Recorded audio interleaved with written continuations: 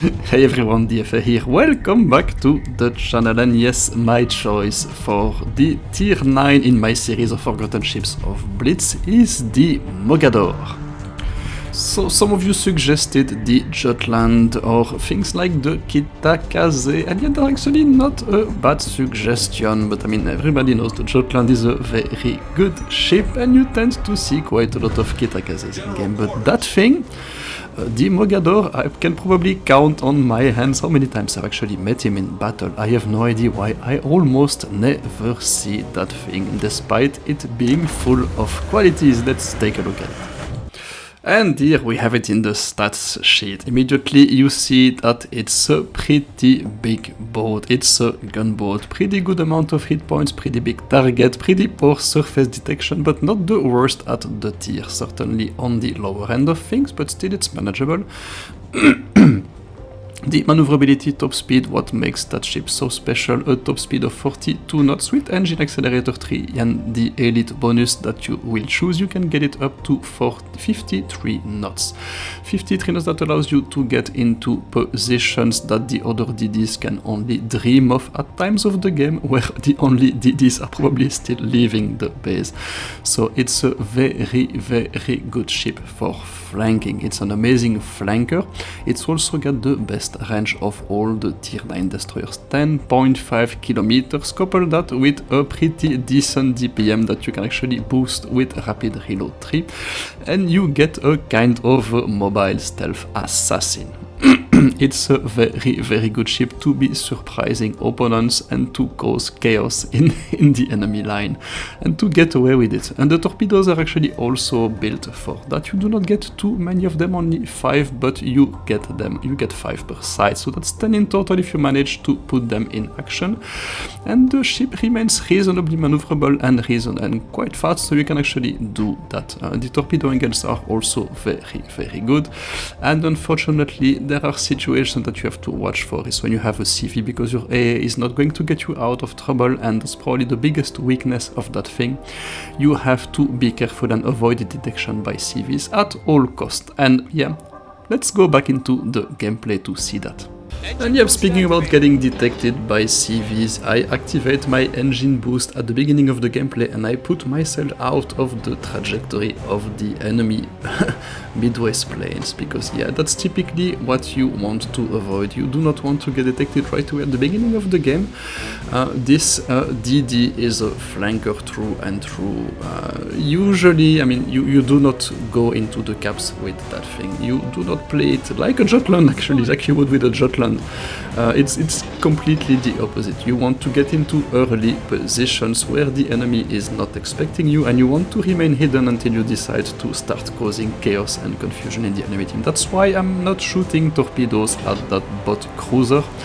Essentially, that might actually reveal my position if the enemy Black Republic right behind it starts to see its hit point melt, and it might actually have hit my own cruiser, so it would have been for nothing. And so we have our sights on the most dangerous ship of the enemy team, the Black Republic. I'm not shooting immediately, I want to remain hidden. He's accelerating, so I'm going to lead my torpedoes a little bit, just to make sure that I can hit him. Oh, there we go. And I'm going to get a little bit, I'm actually going to, I'm not shooting right away, I want to remain hidden. I want to actually get behind him to put him in a very, very difficult situation when he chooses to engage. And yeah, a little bit too close, I failed to see him when he was in smoke, and sure enough, yeah, that's how I got detected. So I do manage to flood him, and now he's in a pretty precarious position because he doesn't have any support. There is another battleship who's actually coming to me, so I'm not going to go too far in advance, but yeah, I'm still in a position to be punching him, and he can only reply using its auto secondaries. And it's, yeah, if he decides to turn around and to focus me, he will actually get hit by my team, double fire, and now it's time to disengage because I see that I'm attracting the other Republic as well.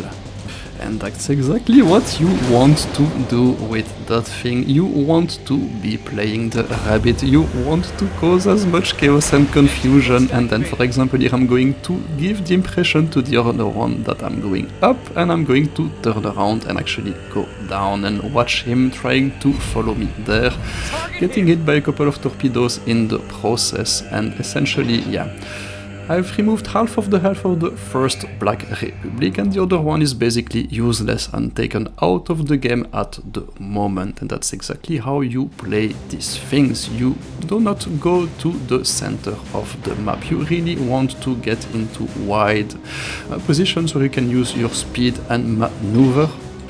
Yeah, and really focus on identifying those situations where you can actually not only deal damage, but most importantly cause chaos on the enemy lineup. But now it's a tricky situation for us, because the enemy team is making a push for the enemy base, and we are doing that as well.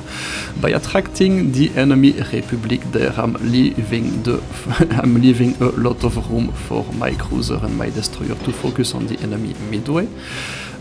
So that's a very good thing. I've actually cleared the base there, and what should be my next move? I'm probably going to support the destruction of that midway, because that's the ship that is the most annoying to me, simply because the planes have the ability to spot me everywhere, and yeah, that's 90 points as well. We are behind, so I want to take him out as quickly as I can, and sure enough, we do that right now, and bye bye the enemy CV.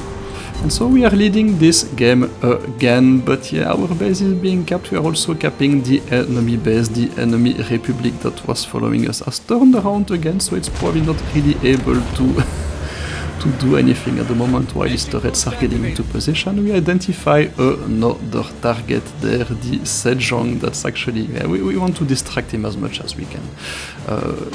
I really hope that he starts focusing me, but he doesn't really seem to be willing to do that. But yeah, so it's okay, I'm just going to farm him then, and hopefully that will help my DD currently capping the base. So it's a tricky situation. You see that we've been using our speed, and we're actually back in our almost back to our original position 5 minutes into the game, so we've been quite close to the enemy cap, and now we're back into ours. And yeah, that's what makes that thing absolutely fantastic. That mobility allows you to pretty much do anything you want into a game, and as soon as you see an opportunity to really surprise the enemy team and be a complete dick, you take it. And you actually have the possibility to do that with your engine accelerator and your rapid reload. So I think I used that sentence when I reviewed the French destroyers a couple of months ago, when I used, yeah, now we can go back to being a dick. That's exactly what you do with that thing. Look at that Sejong. No torpedoes were actually coming my way, so I waited a little, I was a little bit careful, but now rapid reload using AP, I can finish it absolutely no problem, and we are going to win this pretty easily in the end. So Mogador, I picked it because it's really the best, for me it's one of the best, if not the best flanker in the game, because the Kleber at tier 10, it's just more of the same, but it's unfortunately it loses a lot of concealment, and it's not able to use torpedoes without being detected. And if you look at that gameplay again, you see that I pretty much caused half of my damage using torpedoes without being detected. So this thing can still be played as a traditional destroyer, it can be played as a gunboat, it can be played as, it should be played as a flanker, and you can essentially use it as a stealth assassin, and that's why it's my pick for tier 9. It's a very good ship. It's kind of a unique playstyle. The tier 8 has the same playstyle, but this one is just much better at realizing it.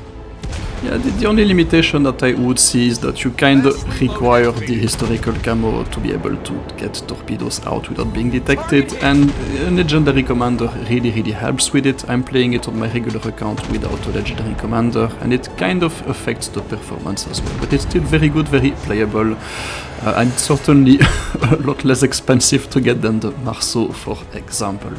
So there you go, my pick for tier 9, the Mogador, probably the best flanker in the game, or at least the cheapest one.